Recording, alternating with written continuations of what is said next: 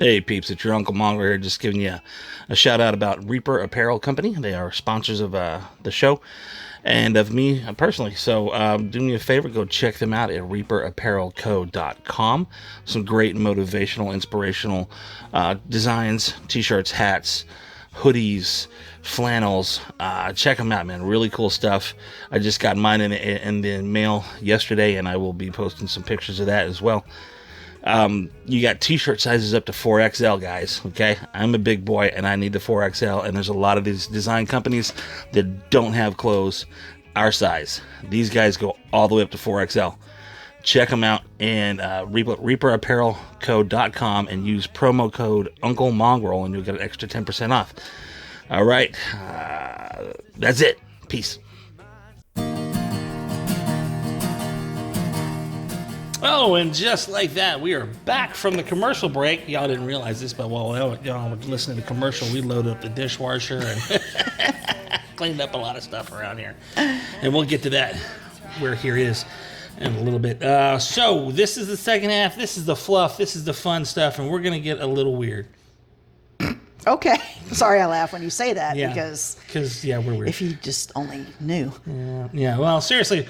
And spoiler alert, okay? We're going to talk about Wierd, the Al Yankovic biopic. Is it biopic or biopic? I've often wondered that myself. I don't know. I've always said biopic. Have you said biopic? Biopic. I don't know. But he himself called it a biopic. So I'm like, well, who am I to argue with the great genius that is Al Yankovic? That's truer than you know. Yeah, because my first and main thought about this movie, now we'll get to why, I think it's mad freaking genius. It is classic Al. It is mad freaking genius, just like this man has been his entire life. Okay, now you haven't been a Weird Al fan at all. I don't know. I mean, I don't not like the guy. Yeah. I mean, some of his stuff was cool, you know, but I wasn't like, oh, I gotta go see Weird Al in concert. Oh, he's so awesome. And all I can tell you is when I was a kid, 1980, what was that? 84? When he did Eat It. Holy crap, that blew my mind, because that spoke to the little weird geeky nerd inside of me. I was like, that just changed everything, and I thought this guy was a God King, and then another one rides the bus. See, I'd never heard that one. Another one rides the bus, man. Are you kidding me? That was amazing. That was 1983, so I heard him before 84, but 80 was the one, but another one rides the bus. That's the one that always stuck out to me the most. Because I still remember at hanging out with at the weekend with some friends of mine. There was like 4 or 5 of us at this one sleepover at one of our friends' house. And one of the guys pulls out, hey guys, listen to this. This is pretty funny. And played Another One Rides the Bus. And I'm like, that's kooky, man. That's cool. That's just a one-off. And then Eat It came out. I'm like, what? And then for the big nerd inside of me, yes, you married a big nerd, you know that. When Dare to Be Stupid, the album came out, his album, that entire album had Eat It on it, had I Need a New Duck, had Yoda, One More Minute, Dare to Be Stupid itself was the main title, and I played that dadgum thing over and over and over and over and over and over again. I freaking loved it.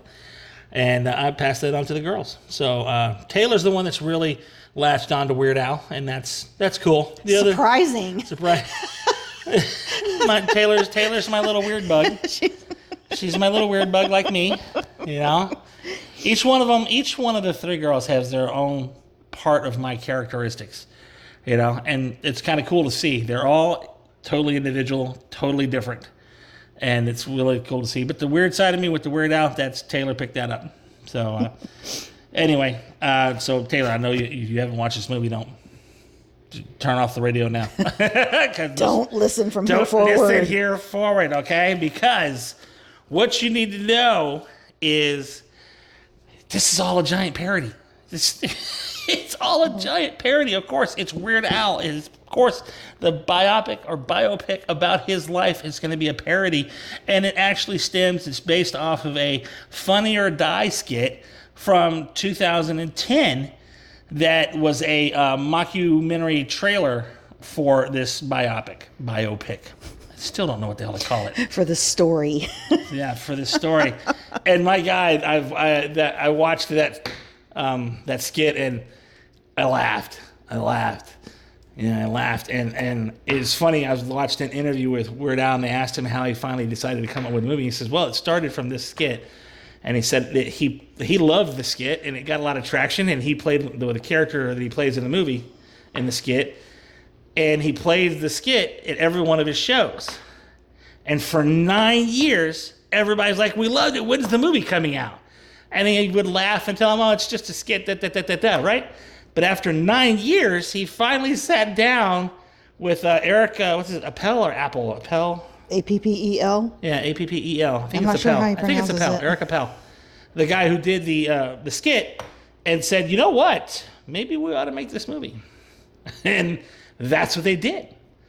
And of course, there's a lot of spoof on things. And a lot. A lot of spoofs on here. But one thing that I love is the massive amount of cameos. Yeah. My God, the amount of people in this thing. I had to point Weird Al out to you. You didn't recognize. Well, I kept looking at the guy, and I was like, "Who is that? Who is that? Who is that?" And I mean, I still think of a lot of people as they were when I knew them the best, which would be very in the young. 80s. Yeah. You know, and when you said that's Weird Al, I was like, oh my God, it is. But he's old. Where's the mustache and I know. the afro? What happened? He's old. You know, but he still has a crap ton of hair. And it amazed me that the makeup people were able to get that hair back and pin down to the back and get that wig on him and stuff. So you didn't. You have a cap and everything you put on before you put the wig on. And, I know. But anyway. That's what they do. Congratulations to that. But then you got Daniel Radcliffe playing Weird Al and jumping from Harry Potter and to Weird Al. And he did some crazy stuff. He played a corpse that farted or something like that. I don't know what movie that was. I got to look that up.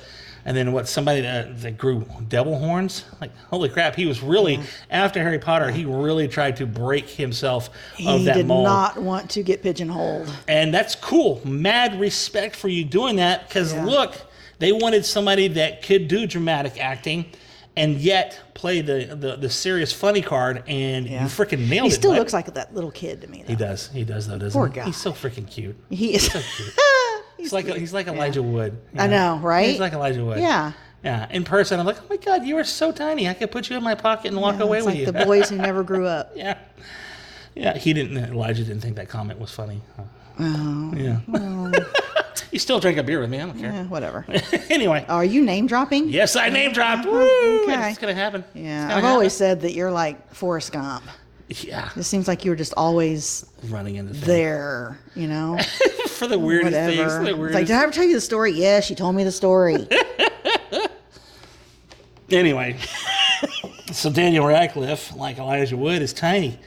But he did a great job. He really played this part deadpan serious, even though it was straight balls to the wall parody. Just, yes, laughable to me, but not in the way that he wanted the laughs. It was just really, are you serious? But they wrapped so much of true life stuff into it. And so, what true life stuff? Well, the fact that he got his accordion from a guy who came to the door selling accordion lessons. Well, yeah, he was selling either accordion lessons or guitar lessons. And what did his dad say? His dad said, he's taking accordion lessons because I want another accordion player in the family. Another accordion player? Which he said there was another Yankovic that was an accordion player, but they weren't related to him. You know. But they have that in the story. Yeah, but okay.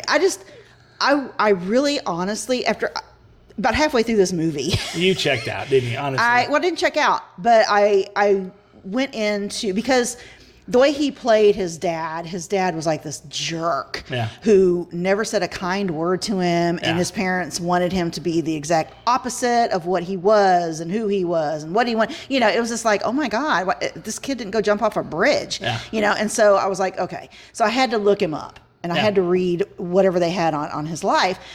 And after I read this, I was like, oh my God, I wish that this movie would have been about his life, like really seriously about who he was, what he accomplished. I still think that would make a great film. I do too, because he was a pretty amazing guy. Yeah, I love a good documentary. I do love a good documentary. Yeah. And telling a story that people don't know. Exactly. Especially, you know, that he's so smart that he was able to, he started kindergarten a year earlier than everyone else usually does.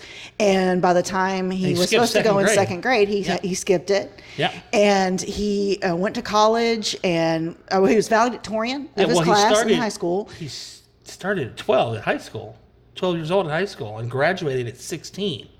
Valedictorian. Then he went on to college and became an engineer, or graduated with a degree in engineering. No, architecture. I'm sorry. Yes, architecture. I didn't know that until I saw the Jay Leno's. And by the way, watch the Jay Leno Garage with Weird Al and Jay Leno. It's hilarious. Yeah. I mean, the guy is incredibly smart. Yeah. And you know, he really, it sounds to me like, or maybe, I don't know, because I saw this parody, and I don't know if it really happened in real life, if he, you know, at some point he was just kind of treated like he was just some idiot. I don't know. Speaking on that, when I say go watch the Jay Leno and Jay's Garage or whatever, the YouTube thing he has now, whatever, but there's the one where he does with Weird Al on and talking about this film, and he asked him flat out, and he says, "Where did you get the name Weird and Weird Al?" And he said, honestly enough, he said that was when he went to college. You know, he was younger, and he was oddball, and college was all new, and he was in the dorms, and people would walk by with other people. Oh, there's that weird guy Al. And he said they meant it derogatory. He says, but I'm not the one to take things derogatory, so I took that and I used it to empower my name. It's like a badge of honor. Took it as a badge of honor, and empowered Weird Al Yankovic, and look where it's taken me. You know, so that's where he got the weird from. So yeah, he probably got made fun of. I mean, I'm sure he did. Yeah. I mean, he was. They showed pictures of him actually at the end when he was a little boy and little kid. He was so cute.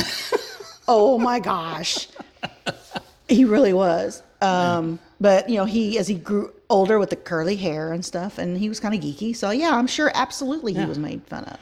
He was a real big tech guy. So when he did the White and Nerdy, which is probably one of my all-time favorite Weird Al's, is I'm White and Nerdy. Mm-hmm. You know, he said a lot of that is personal to him. A lot of that has got a personal input into it. So, but going back to what you're saying, you don't know what I was real in there. I could tell you that the salesman was real. Sitting there under the sheets with the AM radio, I've heard him talk about that. He would sit there on the weekends under the blanket with the AM radio, listen to Dr. Demento and Captain Buffo. Was it Buffo? Buffo. I don't know. That was California. I never got to hear that radio show. But he would get in trouble for that because it would be late at night. So he's supposed to be in bed. So he'd get in trouble for that. The Yankovic bump. That is a true thing. And it got to the point where artists were wanting him to parody their songs. And it got to, he made people mad at first. But I don't think it wasn't until he actually got Michael Jackson's approval to do Fat. And he personally, Michael, ominous, dominus, hippopotamus, I bless this, you know? And I think at that point the industry saw, we've been getting these Yankovic bumps, but he just got the approval of the king of pop, man. Mm-hmm. So, and that's when I think he became a badge of honor, and people were coming to him, would you do a parody? They were coming to him to do parodies of this song. And anyway, that's when I saw that. So the Yankovic bump was a serious thing, you know. So that's in there. What else did he say was in there? Yes, Madonna. Okay, if you haven't seen the 2010 skit, and then you watch this thing, if you If you Google Weird Al right this minute, the number 3 thing under Weird Al is, did Weird Al actually date Madonna? That is the number 3 thing on Google, and it's come out since. Well, this it's movie. a good question because, I mean, she dated so many people. So many people. Who knows? They could have, for a week or two. And they even show the picture at the end of the show in the credits of him and Madonna, and she's kissing him on the cheek and everything. And here is from Weird Al himself, the relationship between him and McDonald's. Woo. Him and Madonna lasted exactly 45 seconds. He met her backstage at a show and got a hug and a kiss on the cheek and a picture, and then she was off. And he's never said 2 words to her since. That's the extent. Which is quite hilarious because she plays a huge role in this movie. Yes. Chasing that Yankovic bump. Chasing that Yankovic bump. Like she needed that. Yeah. But the one of the obscure things on there I like is when they did the Doors scene, because he really did that. He really did that on stage. He came out. That was good. He came out acting like Jim Morrison, and it was crazy. Let me tell you, at that point, I was like, "Holy crap!" Because if you've ever seen Jim Morrison doing this, you know that he was a very sexy man, and he liked to perform without his shirt on, which I can understand because But anyway, so Daniel Radcliffe playing this role, playing like he's Jim Morrison, comes out in these leather pants with the first thing and undone. Jack Daniels in his hand. Jack Daniels in his hand, no shirt. And let me tell you something, ladies. Harry Potter is built. He's got a cute little body. And I was just like, oh my gosh. Let me go back and watch some Harry Potter movies. It's not the same guy. Not the same. He's a little kid. I feel dirty. I need a shower. So. But yeah, that scene, he really did that on stage. Yeah. And it was, if you know the Jim Morrison story, when Jim Morrison did that, he got arrested for lewd behavior. Yep. And indecency on stage. So several times, I think. He got dragged away in handcuffs. And Weird Al, when he did the parody, when he did it on stage, he did it in his show, it was great, and he did a parody picture of himself being dragged off by 2 cops, getting handcuffed after the show. And then, so in the movie, they do the whole parody, and he goes, you really want me to bring it out? You really want me to pull it out?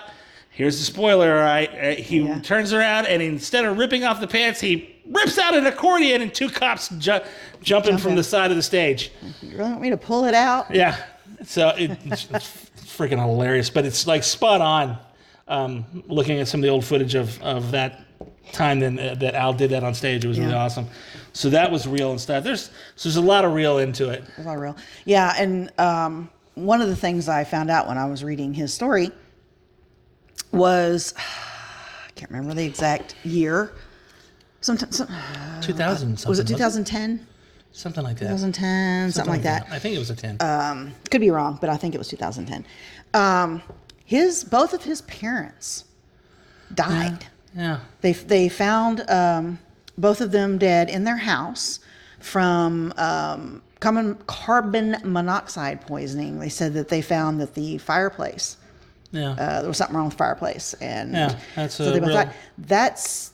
That's really freaking sad. That's really, really sad. And he said that he always knew that he would have to deal with the death of his parents at some point, but he said, I never thought I'd have to do it both at the same time. Yeah. And that's just very, very sad. But interesting fact, there's a scene in the movie where there's was it the award show? I think it was the award show or something that he was on. And when he won the award, when he was up there talking. Yeah. When he plays himself, the Scotty brother that he plays. Yeah. The woman sitting next to him as his wife was actually his wife. Ah, there you go. Interesting fact. There you go. So if you watch the movie, then watch that scene. You get the amount of cameos and stuff in this. Oh my gosh, yeah. Conan O'Brien. Oh my God. Conan O'Brien. My favorite is Jack Black playing Wolfman Jack. Holy crap, I listened to that man back in the day. This is Wolfman Jack coming at you. Yeah. I remember that. Oh, yeah. Oh! Oh, yeah. That was awesome. Yeah. And then Jack Black coming out playing that. I was like, oh, that is perfect. That is perfect. Oh my goodness. So yeah, we kind of geeked on that. I appreciate you geeking on a little bit. I like the fact that you really wanted to watch more of the story because he's really a great artist. Really is. He has a very interesting story. But yeah, I if you're listening, Weird Al, I'd really like to see your actual story made into a movie. I would like to see how it really was, because you, sir, are an interesting fella. Yeah, very inspiring. There's a lot more about you than just the songs that you did. Yeah. So. Yeah, really. And so, anyway, so that is Weird, the Al Yankovic biopic, whatever you want to call it. His bio, yeah. It's streaming on the Roku channel, so go see it right now. Well, wait till the show's over, then go see it, okay? And then hit us up and let us know what you think about it, all right? And so, there you go. Where are they supposed to hit us up at now? Right this minute, it's Stewart Perspective on the Facebook groups. Yeah, I don't have anything else completed yet. I'm sorry. It's okay. We've had a really busy week. Yeah, we'll get to that too in a few minutes. Yeah. We'll get to that, what we've been doing this week and why I haven't had time to do a whole lot with it, anything. Yeah. So anyway, but yeah, Facebook groups, Stewart Perspective, hit us up there and join the conversation and stuff. All right, that's one. Let's get down to, I don't know what to call this, news of the weird, wide world, weird news, or wide weird about the just world. Weird stuff that's weird shit actually happened in the world that weird you reality. Can't make up. Weird reality. Weird reality. Which we're all living right now, we're by all the way. living right now. So I've got one, you've got one. Do you want to start with yours? Let me go ahead and do mine. All right, do yours. Because I'll try to make it as quick as possible. It's kind of funny. Basically, there's a hospice nurse in Wisconsin. Her name is Mary Brown, 38 years old. She was charged with physical abuse of an elder person because she performed surgery on him under her care. Okay, she's a hospice the nurse performed surgery. Okay. On the man in her care. Okay. She's not a doctor. She's a hospice nurse. That doesn't seem right. It doesn't seem right at all. He was suffering from severe frostbite on his feet. Well, it is Wisconsin, so. Okay. She took it upon herself to remove the victim's right foot without a doctor's order or permission. Wait. She removed his right foot. She removed his foot on her own. Okay. Talk about going above and beyond your job description. It's like, wow. There was actually another nurse there at the time who held the victim's hand during the procedure. She said he was moaning and squeezing her hand, and he told her he told another nurse. So there was three nurses. And none of them said, Mary, this may not be a good idea. We may want to think this through. Anyway. Oh my God. Oh my God. He told that nurse that he felt everything and it hurt very bad. Okay. You may have some problems with your feet, but you can still feel at this point. Okay. Brown, the woman who did the surgery, told one of the nurses that her family has a taxidermy shop and she intended to preserve the foot and put it on display with a sign saying, "Wear your boots, kids." Oh, sure. Or in Wisconsin, "Wear your boots, kids." Oh, sure, you betcha. Yeah, sure, yeah. Wear your boots. Oh my God. So yeah, that's something that actually happened. Okay, I got a cousin that works in medical in Wisconsin. Donna, what the hell's going on with the nurses up there? She wasn't one of those nurses, was she? No, she better she not. She wasn't holding his hand. I have greater hope and respect for my cousin. Well, what is going on in Wisconsin? What is the name of that nursing home again? Wisconsin. Let me look. Let's see. Okay, the hospice nurse was at Spring Valley Health and Rehab Center. Okay, Spring Valley Health and Rehab Center. Don't go there. Maybe that's why your mom didn't want to go into that rehab center. She knew a lot more than we did. They were going to remove her foot. Do they talk? What? They're going to remove her foot. Oh my God. But it's not my foot. Oh, okay. That's the fuck. She's going to tax it down. She's going to whatever. But I mean, unless you're crazy, why would you do that? Talk about going above and beyond your job description. Well, not maybe not above, but beyond. Way beyond. I don't think she was above anything. She was way beyond it. Oh my God. Okay. So what's? All right, mine. Yeah. Okay, mine deals with another elderly guy. This was brought up, and it was brought up on Fox and Friends in the morning, and it was just a news of the world, and it was a guy that had never taken a bath, and he swore that if he ever took a bath, it would kill him. And then he took a bath and he died. And that's the extent of the story they told, and they thought it was odd. And so then all of a sudden I saw a bunch of feed going, is this true? What happened? Yeah, and I found a little website that actually did the work for me. I didn't have to look far. This is a true story. In India, I don't have the guy's name because we're actually recording on my phone and my notes are on my phone, so I can't mess with it right now. So I don't have his name, but it was in India. The dude was like 80 years old. He was kind of a town vagrant, but he'd been a vagrant for decades. So much so that the townspeople actually built him a cinder block building on the edge of town so he could sleep in a covered building. But he had not had a bath in 60 years. And he swore that if he ever took a bath, it would kill him. Well, 80 some odd years old, town people had enough of his stinky butt, and they forced him to take a bath.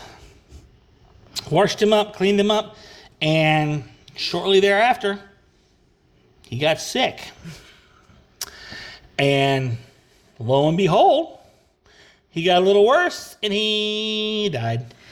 Okay, did they say what sickness he got? Nope. They did not. I mean, did they find out he had cancer, but he'd had cancer for like a year? I mean, I want to know. It's like he died of COVID. He died of COVID after a motorcycle accident. Even though it was cancer, he still died of COVID. Yeah. I mean, I just wonder, because you think somebody being dirty their whole life, that their antibodies over everything would be so good that nothing could ever kill him. Yeah. And then he washes himself, he gets sick, and he dies. I don't think he washed himself. I think they washed him.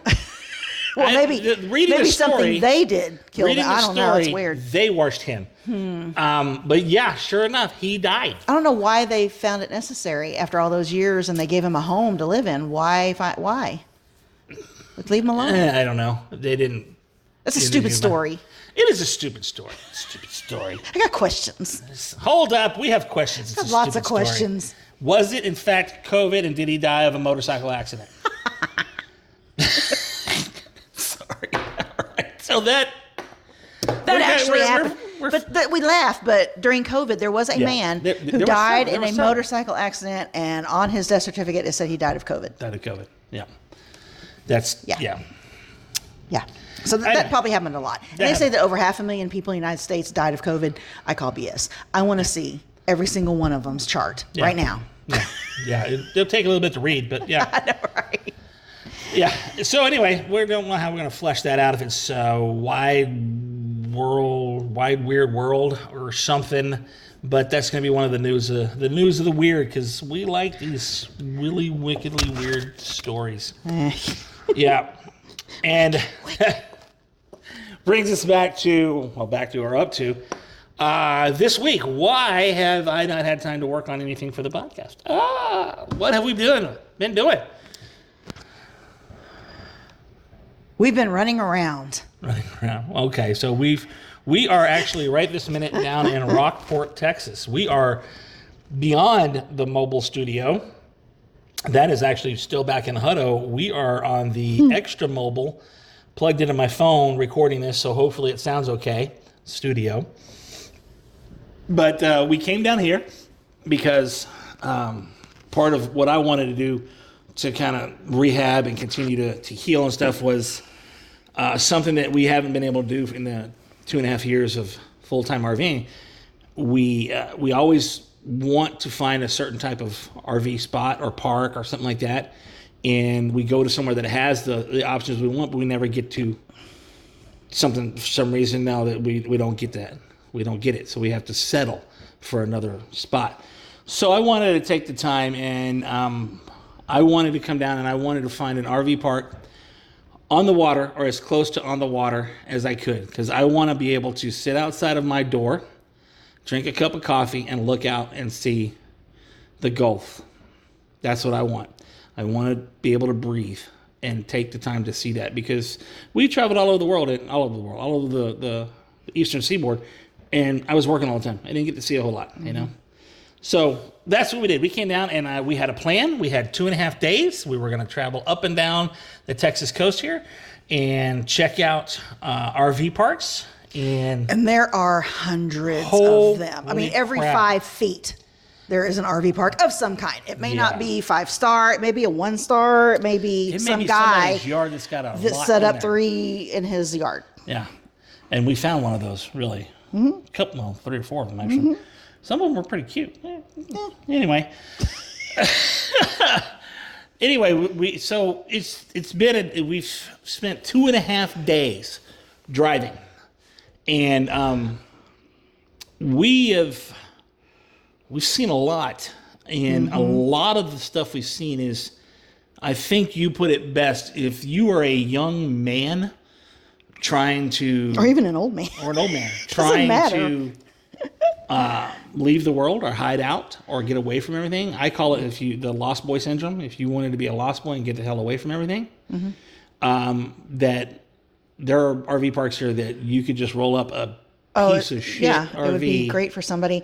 I mean, there were not even, if you were a single guy, and you came here, say you were working here or something, you could just roll up your little RV and in one of these spots, pay $300 a month or less. Wouldn't be real frilly. There's no frillies, but I mean, there's your spot right by the water. Right by the water, and a stone's throw from a couple of bars and restaurants and walk down to them. I mean, you could live a pretty damn good life, you know? So that's a lot of them that we found. If you're talking about ones, close to the water, those have been here for a very long time. And probably, at the time when the person bought that chunk of land, they only bought so much. And so they only had so much room for RVs. And so they're kind of stuck at this point because everything's grown up around them. They have no more land. They can't make it bigger. Yeah. So you're looking at, people who have small RVs getting in and out of these places. Yeah. And so that was kind of off our list. I mean, we probably were not going to find something for our 40-foot RV in one of these places. Yeah, we did. Well, we'll get to that in one second. But yeah, the small sites and undeveloped. I mean, just a gravel, park your RV right there. There's the poop pipe right there and power and water. Okay. And honestly, we may be a little snobbish, but at this point in our travel, I want a paved road. I want it double wide for me to get me and my rig in there. I want to be able to back it up and turn without having to worry about running over grass or somebody else's site. I want a long, deep spot so I can back my trailer all the way in and still park my truck in there as well. And I want distance between me and the next rig over. If anybody's seen the pictures of us in North Carolina, outside of the Charlotte Raceway, who stepped outside of our door, 4 feet from the bottom step was the shit pipe for the guy next door. Yeah, that was lovely. I hated that.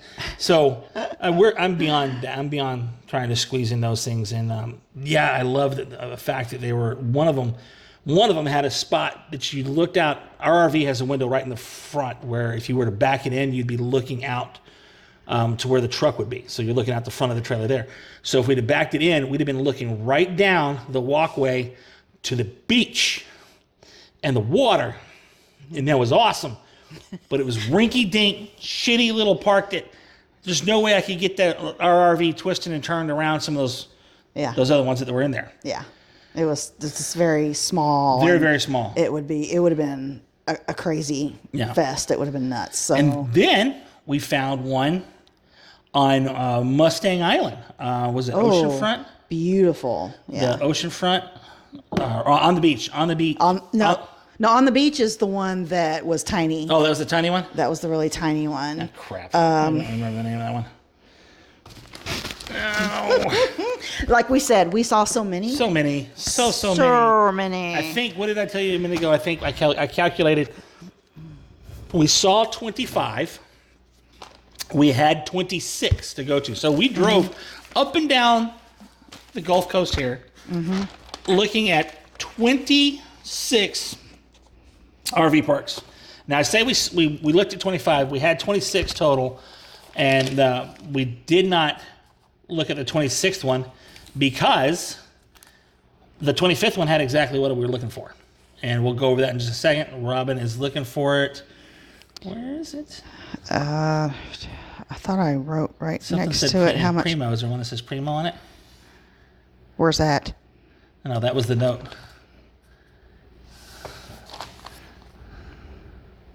Prime. Yes. Gulf Waters.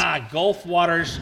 Beachfront RV. We gave it 5 stars. 5 out of 5. It was beautiful. Fabulous. They had like palm trees, and some of these sites had their own cabana with a bar and a sink. When we say cabana, I'm talking this is full on construction with stucco. This is a permanent building, cabana and bar and sink, and it is very nice. Amazing. Concrete slabs. The concrete tables with the benches, that you see. Oh my God. It was pretty amazing. These people were living their best life in these RVs at this place. Yeah, and it turns out they're like we found in Florida, where the sites are individually owned.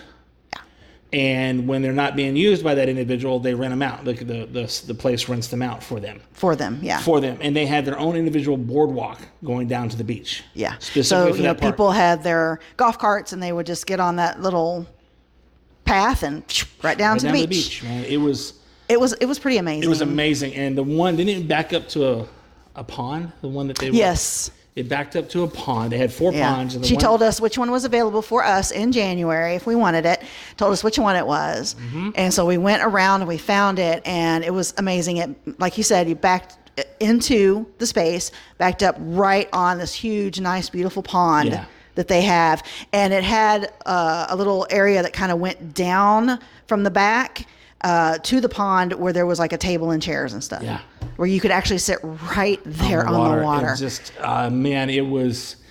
When I think of building an RV park, this is how I think of building it. Yeah. This is what the spaces need to look like. A little bit wider on the roads, but overall. Yeah, because, it was tight for these big rigs, but people got them suckers in there. People got them in there. They got them in there. And the only thing I thought about the whole time is, how can we make this happen? Yeah, because why? What can I give up? Yeah. So that we can live here for 2 months. $1,494 a month. $1,500 a month. Plus your electricity. Plus your electricity at 15 plus cents. I did not write that part down. I didn't get there. It's 15 plus cents a kilowatt. Something like that. And so with the way we do things, that's probably going to be about $150 a month there. So you're looking at $1,650. Yeah. For your RV space. RV spot. Yeah. Space. Yeah. We turned down a 2-bedroom, 2-bath apartment with a little side yard for Paco that was $1,500 in Leander. What the crap?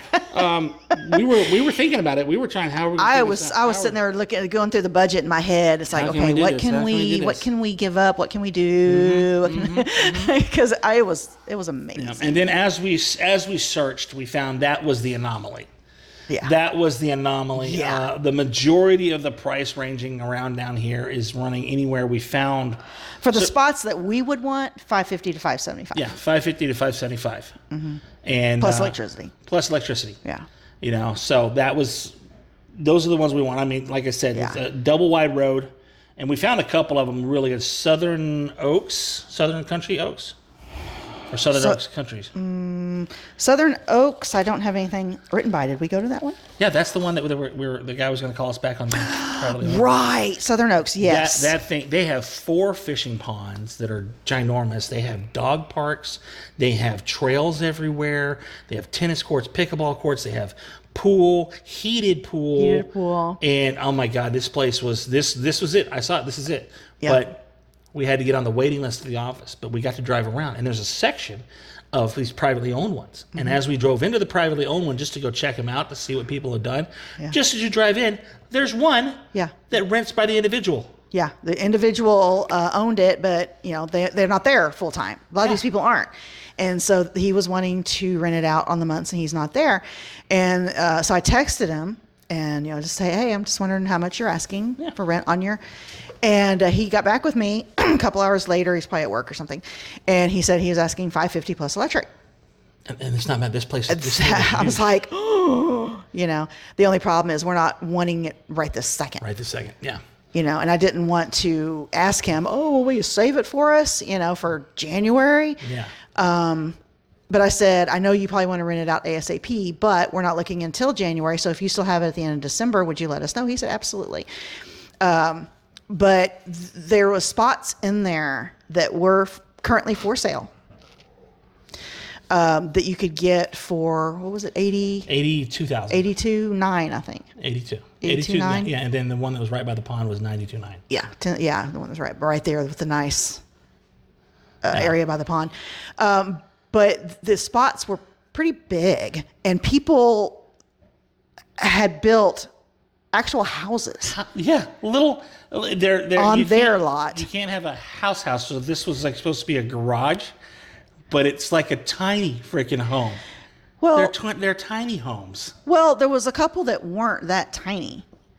There were a couple that were pretty big. There was that big one right up front that took up the whole. Yeah, it was pretty. I mean, it was pretty big. Yeah, they might have, but it was pretty big, and they built like a covering where they could park their RV in it. Yeah. So they had their RV sitting there, and they had a house, which a lot of those people had. They had their house, and then they had their RV next to it. Yeah. And it was beautiful. It was amazing. And then, of course, the wheels in our brain start going, how can we come up with $82,000? I know. I was like, buy this, and then what do we got to do? How can we do it? And of course, we got no answer. Yeah, there's no answer. There's no answer. So we had to drive away from that one and wait for them to call at the end of December. Yeah. But unfortunately, that's not going to matter because, as I said, we had 26 total to look at in 2.5 days. We got 25 of them down. Because that 25th one we rolled into, and I had just found it last night. Searching online. I'm like, holy crap, weren't we just right down this road? And literally, we were like 2 miles down the road from this thing. And it was Cove Harbor RV Resort. Yep. And this is right on the water. It's not beach, so it's a marina, and it's on the coastal waterway. So you're on the coastal waters, and it's right on the water, literally right on the freaking water. And they got a pool, and they're hopefully by January they'll have it heated. Yeah, she said they actually have the heater. They're just waiting on the electrician. Who, the electricians are extremely busy. Yeah. And so that's just what they're waiting on to get it done. Yeah. Mm-hmm. So they've got the laundry room. They got a weight room and a workout room with all the stuff I need for my rehab and everything like that for my leg, my back, and everything like that. So that's awesome. We'll have 2 solid months with that. That center is open 24/7. She said, if you want to come in, you want to use their kitchen, you can use our kitchen. There is a coffee bar, which that kind of sold me. I was like, coffee bar? You have me now. Yeah. That you can go in and get coffee whenever you want. It's just a cute little place. It's a little place. It's nothing grandy schmandy. Yeah, it's basically one road right down the middle, and you got one line of spaces that half of them are pull in for Class A motorhomes, and the other half are back in, and those are the ones that are right up against the water. And then you got one across the roadway from there, that center road, where they're all back end sites, which, if you heard me just a minute ago, our front window, if you back it in, our front window looks out to the road. Mm-hmm. Okay? So we're going to back in and look out onto the water. Yeah. We get to look out onto the water. Holy crap. Because she had said, she goes, well, I have 2 coming available whenever you're needing it, but they're not on the water side. And at first I was like, but then I started thinking about it. I was like, but if we back in, then our big window will be facing the water. Perfect. Yes. So anyway, I asked her, I said, well, can we look at it? And she's like, oh, sure, I'll take you down. So we went and looked at them, and they're a good size. Yeah, the roadway between them is actually triple, almost quadruple wide. Mm-hmm. Plenty of room for any size rig to get in there and maneuver around. Yeah, because they got some big ones in there. They got some big ones in there. And the spaces themselves are deep, and would you say they can accommodate up to 60 feet? Something like that, yeah. So they're deep spaces. They're a double to almost triple wide spaces. And they have gravel, and they're paved, and they have furniture and stuff on it already. I'm like, this is the best setup for the money and the location and everything like that. It's 10 minutes to your brother's house, and it's right on the water. It's 10 minutes. It's 8 minutes to HEB. Yeah, it was HEB right down the road. HEB, Walmart, everything else is right down the road. All kinds of stuff right around. I mean, you don't have to go very far for anything. If you need it. It's gated. It's gated. You have a code to get in. She said that the bathrooms, you have a code to get into the bathroom. Yep. And they said that they do that not because they've had problems, but because they don't want to have problems. Yeah. So every month, at the first of the month, they change the code to the bathrooms. There you go. And I'm like, oh, proactive. That's wow, cool. That's awesome. So everything, I mean, it just sounded, the lady was so nice. Yeah. And, we talked, and it's just, I got a good vibe. Yeah, there's a restaurant at the end of the opposite end of where the office is, called the Gnarly Marlin. And it's owned by the people who own the RV park. And as a guest, if you eat there, you get discounts. Yeah. And she said, let me tell you, they have some really good drinks. And I'm like, wait a minute. We can walk over there, drink and eat, and walk back. Yeah. I said, how much is the deposit? Here's my card. And so I started looking at this restaurant at the Gnarly Marlin. For those of you in the Austin area, you might be familiar around Lake Travis with a little restaurant bar called the Gnarly Gar. It's the same people. And I don't have the story yet, and we're not going to be there until January, so I can't meet the people and talk to them. But I'm betting you, Lake Travis is so damn low, the restaurant wasn't making any money, so they closed down here, and they moved down to Rockport. And they said part of the staff from Austin, Lake Travis area, moved down here with them. So they got great staff here that knows their products and knows their systems and stuff like that. That means you got some good people running that place. Good. If people are going to follow you down to out of your home city. Yeah. From Austin. From Austin. Yeah. Yeah. So they changed the name to the Gnarly Marlin because, Gnarly Gar, there's alligator gars in Lake Travis. I don't think there's alligator gars over in the Gulf there. But so the Gnarly Marlin. So you got to change that theme and stuff, but they've got it's just what a coincidence. Yeah. What a coincidence of things you run into. So that's where. Yeah, and the really cool part for me, because I do the budget, is it's pretty cool. This place for the spot we're going to have is $475 a month. That's wicked. That's wicked smart. Is what that is. Because I'm not going to say the name of where we're staying right now. Because they're not paying us. And I don't want to say bad things about them. It's a really great place. It's a great place. It really is. They've been great to us. We've been there 3 times. It's great. But the fact is, right now in the off season, we are paying $950 a month. Yeah. And it's going to go up to $1250 in the summer. Yeah. So I was like, wait a minute. You mean I'm going to spend in 2 months for rent what I spend in 1 month where we are now? Yeah. Oh, that's awesome. And I get to look at the water. And be on the water and, kind of get away from everything for a little while. Yeah. We don't know what's going to happen after February. And that's what I looked at Eric and I said, okay, now we just have to figure out what we're going to do come March 1st. And I'm like, nope, we're not worrying about that till we get moved in January. Then we worry about March. It's like, then what are we going to do? Then where are we going? Yeah. Because it's not the easiest thing to find an RV spot somewhere anymore. Because everybody wants them. Everybody's living in their RV. Well, they have to. The cost of living, for crying out loud. Well, yeah. It's more. It costs less to own an RV, and it usually costs less for the RV spots. Yeah. Yeah. Yeah. But used to, when we first started doing it before the COVID situation happened, we would travel without a plan. And we go, okay, look, I got another 50 miles in me before I get really tired. And Robin would just look on the map 50 miles ahead and start looking for an RV park and call and get us a space, and we'd park. Yeah. Now you have to do like we're doing now. We took 2.5 days to drive around up and down the park, the coast, to find something. Yeah.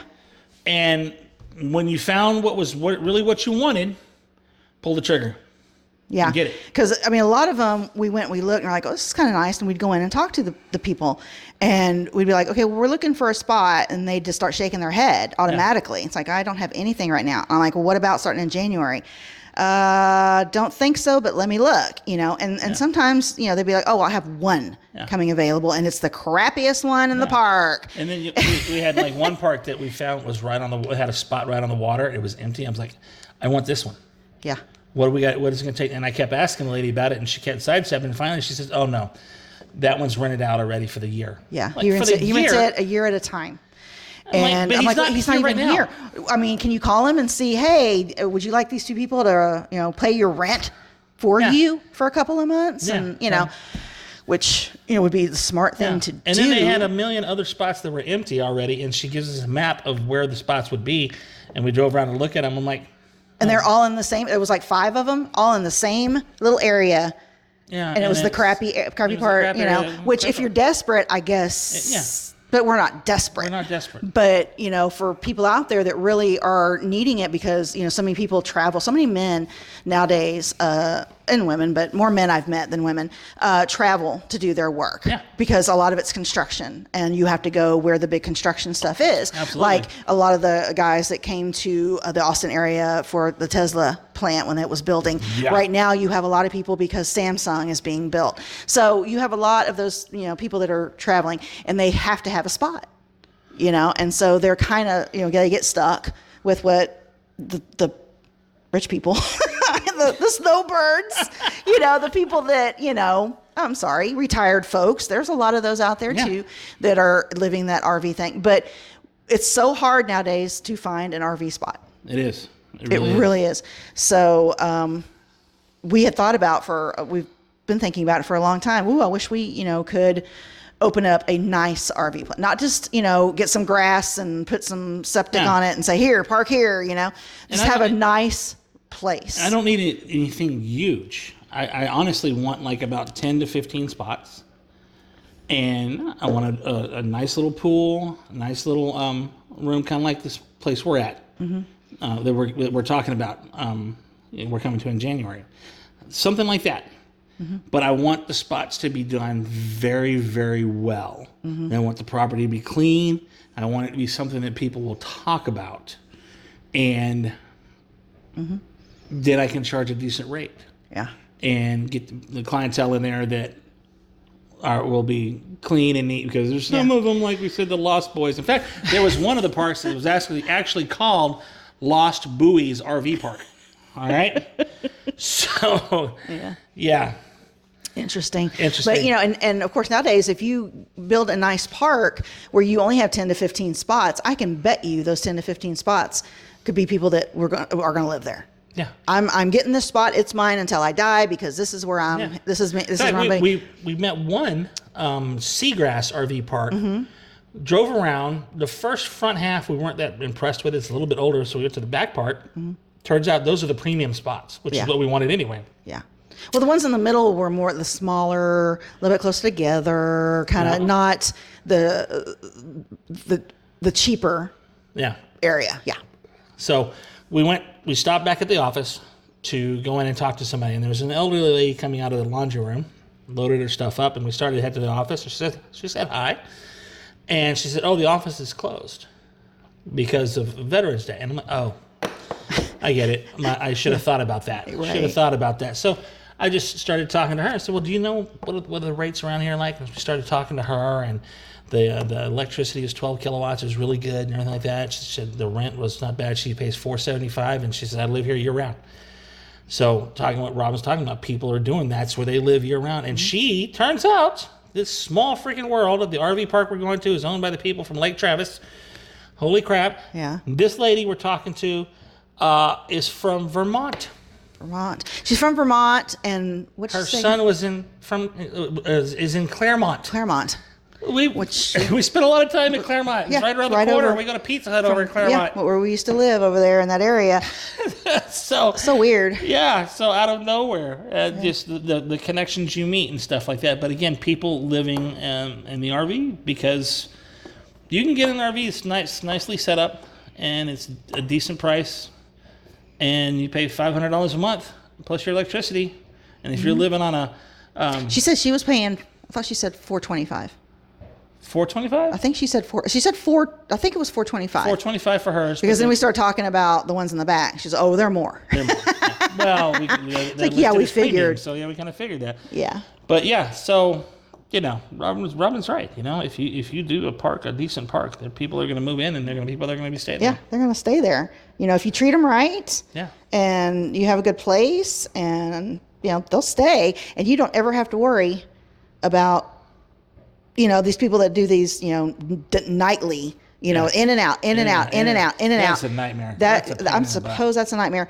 And I have found there's some places that we've called to want to stay that we've gotten into, and they have started out with a lot more nightly spots, because they say, well, we have this many for nightly, we have this many for monthly, and they've had such a demand that they've turned a lot of those nightlies into monthlies. In fact, the place we're at right now in Hutto, remember when we first went there, they had one section that probably took up about a fifth of their sites, and that was strictly the monthly only. Everybody else is nightly. Right. Now we'll get everywhere. You a spot. Yeah, that's what she told us. I said, "Well, you think you'll have a spot when we're ready?" She says, "Oh, we'll find you a spot." Yeah. So you can tell, like, especially after a weekend, like on Monday morning when you leave, there's a lot of spaces that are empty. So that those are the ones that they come stay for the weekend, they leave, and everybody else you've seen every day for the last month is still there, and they're everywhere. Yeah, we got the couple with the dachshunds down there that we wave and talk to, and I'm like, I don't know their names. I know the dachshunds. They bark at Paco. The guy with the Harley over there, Paco hates the Harley. They got the people with the Corvette that came in. Holy crap, you guys are oddballs. You're in the wrong spot with that Corvette. Get out of here. But yeah, you can tell. I would say more than half of that park long term now is long term. They had the last time we were there, they had, I think, 3 washers and 3 dryers for the whole park, and people were complaining, there's not enough washers and dryers for all these people. And so this time we went, and they had taken all that out and put in some uppers and lowers. Yep. And they have 8 washers and 8 dryers now. Which seems to work. Which is a good thing with this place. They do. I wish we could say the name, but we're not doing free advertising. Trying not to do free advertisement. Like they did Gnarly Marlin. Well, Yeah. Anyway, good job, man. Way to go. But I think they've got like 5 showers. Yeah. 5 shower places. They list the one thing we like. Why we come back 3 times now. We've been back to this place is because they listen to the reviews. They listen to the people, and they do their best to try and make changes. Like one of the things they said after we first stayed here, the first thing I told Robin is this space is really narrow. Really, really narrow. And I wasn't the only one that said that. So the second time we came back, they were already starting to widen the spots. So half of them have been widened when we were here. That's the second time. And now the third time back, they've all been doubled. Yeah. They've all been doubled, and they've all got room now. And so they listen to the people. They changed the washer and dryers, so they listen to the people. They listen to what's going on. So that's cool. Yeah. That's a good way to get a good reputation. Yeah. So anyway, holy crap, guys! This has been an extremely long episode. We did an hour on the serious stuff, and we turned an hour of fun, frilly crap into an hour. We're trying to shave this into 30 minutes and 30 minutes. We may have to start setting up a timer, like a chess timer, and we'll just hit it. And when the 10 minutes is up, all right, that topic's over, whether we have more to say or not, Yeah. Because I know we just start talking about stuff, and we can go on. We can go on, and we hope you're still listening. And if you do, if you are, great, thank you. Do find us on the Facebook groups and stuff, and do all the things, the likes, the shares, and comments and all that stuff like that. Share the hell out of this thing, because we are trying to do this weekly. We are trying to grow this thing and actually do a decent little show here. And I put out there looking for what platforms that you pick up your podcast from, that you would actually, if you were on your deal, you would look and you'd see our show and you would pick it up. I'm looking at Podbelly right this minute because a couple of the shows, Hillbilly Horror Stories,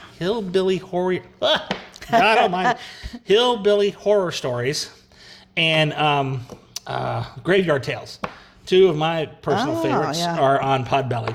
And so that's one I'm looking at. It looks like it's fairly simple to get be part of their group and get on their RSS feeder.